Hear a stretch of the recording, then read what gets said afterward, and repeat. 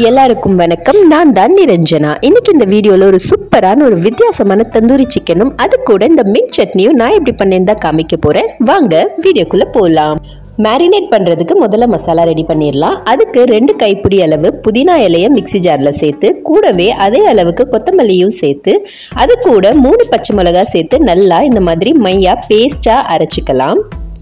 என் பசங்க காரம் நிறைய சாப்பிட மாட்டாங்க, அதனால நான் பச்சை மிளகா கம்மியாவே தான் சேர்த்திருக்கேன்.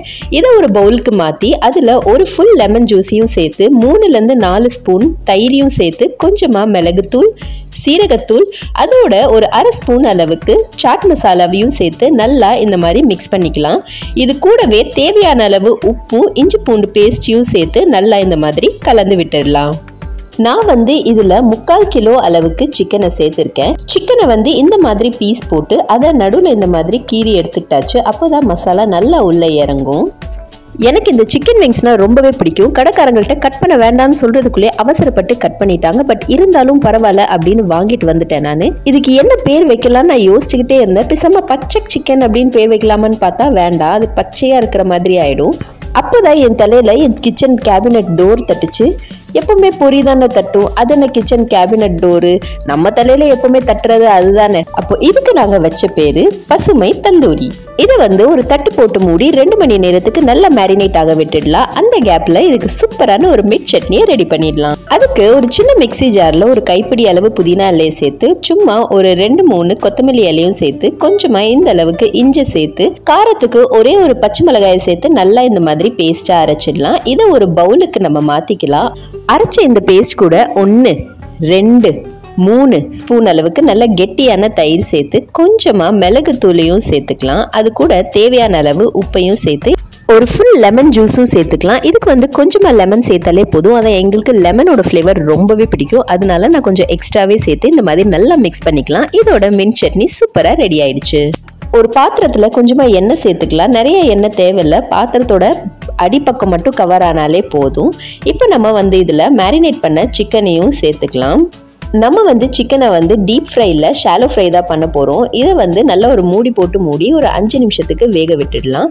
5 நிமிஷம் கழிச்சு ஓப்பன் பண்ணி இதை பெரட்டி போட்டு இது மேலே நம்ம மேரினேட் பண்ணியிருக்கிற மசாலா நமக்கு இன்னமும் நிறையாவே இருக்கும். அதை நல்லா இந்த மாதிரி சூப்பராக தடவி விட்டுடலாம்.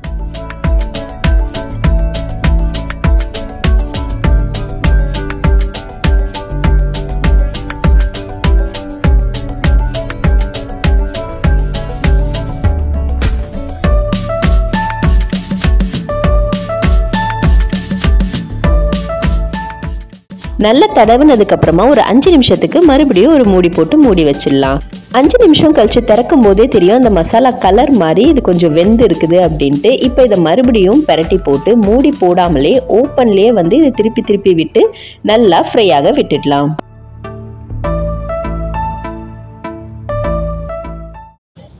இப்போ பார்த்தீங்கன்னா கொஞ்சம் கொஞ்சமாக இதோட கலர் மாற ஆரம்பிக்கும். எல்லா பக்கமுமே நல்லா இந்த மாதிரி ஃப்ரை ஆக ஆரம்பிக்கும். இது ஃபுல்லாக பண்ணும்போதே ஸ்டவ் சிம்லேயே இருக்கணும், இல்லைன்னா தீஞ்சு போயிடும்.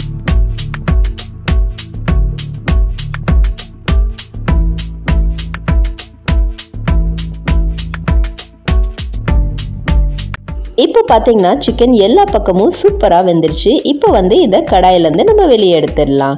அடுத்த பேட்ச் சிக்கன் போடும்போது இதில் ஒட்டிட்டு இருக்குது பார்த்தீங்களா அந்த மசாலாலாம், அதை இந்த மாதிரி ஒரு கரண்டி வச்சு நல்லா வலிச்சு வெளியே எடுத்துட்டு அதுக்கப்புறமா சிக்கனை போட்டுக்கலாம். எல்லா சிக்கனையும் ஃப்ரை பண்ணி எடுத்ததுக்கப்புறம் இந்த தந்தூரிக்கான ஒரு ஸ்மோக் எஃபெக்ட் வரணும்ல, அதுக்கு நான் என்ன பண்ணுறேன்னா ஒரு சரட்டையை இந்த மாதிரி ஸ்டவ்வில் காமிச்சு நல்லா இதை எரிய வைக்க போகிறேன். இப்போ பார்த்தீங்கன்னா கொஞ்ச நேரத்தில் இது கொழுந்து விட்டு நல்லா எரியும். இப்போ இதை ஸ்டவ்ல இருந்து வெளியே எடுத்துட்டு போய் தனியா கீழே தரையில வச்சு இதை இன்னமும் நல்லா எரிஞ்சு அதுவே அணைஞ்சு கங்க ஆகுற வரைக்கும் நான் விட்டுட்டேன். ஒரு அலுமினியம் ஃபாயில இந்த மாதிரி கிண்ணம் மாதிரி நான் நல்லா மடிச்சு எடுத்துக்கிட்டேன். இப்போ பார்த்தீங்கன்னா இந்த சரட்டை நல்லா எரிஞ்சு கங்காயிடுச்சு. அந்த கங்கை எடுத்து இந்த ஃபாயிலுக்குள்ள ஒவ்வொரு துண்டா எடுத்து வச்சுக்கலாம். இப்போ இந்த கங்கு கிண்ணத்தை அப்படியே எடுத்துட்டு போய் சிக்கன் கூட வச்சிடலாம். ஆனா புகையை காணோமே அப்படின்னு தேடாதீங்க, இப்போ வரும் பாருங்க. இதுல கொஞ்சமா நெய் விட்டோம் அப்படின்னா எப்படி கிளம்புது பாத்தீங்களா. இதை அப்படியே கரெக்டா 1 நிமிஷத்துக்கு மூடி வச்சிடலாம்.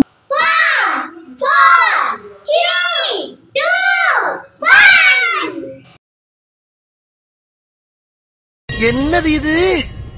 திருவிளையாடல் சரஸ்வதி சபதம் படத்துல வர்ற மாதிரி ஒரே பனிமூட்டமா இருக்கு. அப்படின்னா சொர்க்கத்துக்கு வந்திருக்கமா? சொன்ன மாதிரியே சொர்க்கம் மாதிரி தாங்க இருக்கும் இதோட டேஸ்ட்டு. இப்போ இதை பரிமாறிடலாம். உங்களுக்கு என்னோட இந்த வீடியோஸ் எல்லாம் பிடிச்சிருந்தது அப்படின்னா என் வீடியோஸை லைக் பண்ணுங்கள், என் சேனலுக்கு சப்ஸ்கிரைப் பண்ணுங்கள். அதோட உங்கள் சஜஷன்ஸை கமெண்ட்ஸ்லேயும் போடுங்க. இன்னொரு இன்ட்ரெஸ்டிங்கான வீடியோவில் நான் மறுபடியும் உங்களை மீட் பண்ணுறேன். பாய்.